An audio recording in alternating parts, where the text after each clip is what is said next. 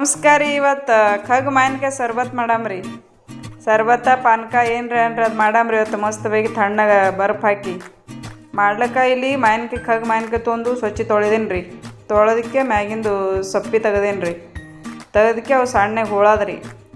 ಹೋಳಿಕೆ mixer ಕಚ್ಚದ್ರಿ. ಅವಕ್ಕೆ ಹಿಂಗೆ ಹೋಳ್ಕೊನ್ಕೆ ಕೊತ್ತಂಬರಿ, ಜೀರಿಗೆ, ಮೆಣಸಿನ್ಕಾಯಿ ಮತ್ತು ಹಸಿ ಶುಂಠಿ ಮತ್ತು ಇದು ಪುದೀನ ಬೇಕಾದ್ರೆ ಪುದೀನ ಹಾಕ್ರಿ.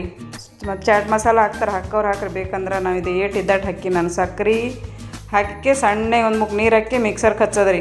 ಎಕ್ದಮ್ ಸಣ್ಣ ಮಾಡೋದ್ರಿ. ಪೇಸ್ಟ್ ಮಾಡೋದು ಸಣ್ಣಗೆ ಮಾಡ್ಕಿ ಇಂಥ ಚಾಣ್ಯ ಸೋಸ್ಗೋದ್ರಿ. ಯಾಕಂದ್ರೆ ನಾವು ಒಳಗೊಂದೊಂದು ಆಗಿಲ್ಲ, ಸಣ್ಣ ಆಗಿಲ್ಲ ಅದು. ಅದಕ್ಕೆ ಸೋಸ್ಕೆ ಕಡಿಗೆ ಮಾಡೋದ್ರಿ. ಅದು ನಿಮ್ಗೆ ಎಷ್ಟು ಬೇಕು ಹುಳಿ ಭಾಳ ಇತ್ತು ನೀರು ಹಾಕೋದ್ರಿ. ಒಕ್ಕಳಸ್ ನೀರು ಹಾಕಿಕ್ಕೆ ಮಿಕ್ಸ್ ಮಾಡೋದ್ರಿ. ಮಿಕ್ಸ್ ಮಾಡಿಕೆ ತಣ್ಣ ಬರ್ಫ್ ಹಾಕ್ರಿ. ಇಲ್ಲ ನಾವು ಫ್ರಿಜ್ನಾಗ ನೀರು ಹಾಕೀನಿ ರೀ ತಣ್ಣಗೆ ಹಾಲಕ್ಕೆ. ನೀರು ಹಾಕಿ ಕುಡಿಯೋದು ನೋಡಿರಿ. ಇಷ್ಟ ಆಯ್ತು. ಚಾನಲ್ ಸಬ್ಸ್ಕ್ರೈಬ್ ಮಾಡಿ, ಲೈಕ್ ಮಾಡಿರಿ.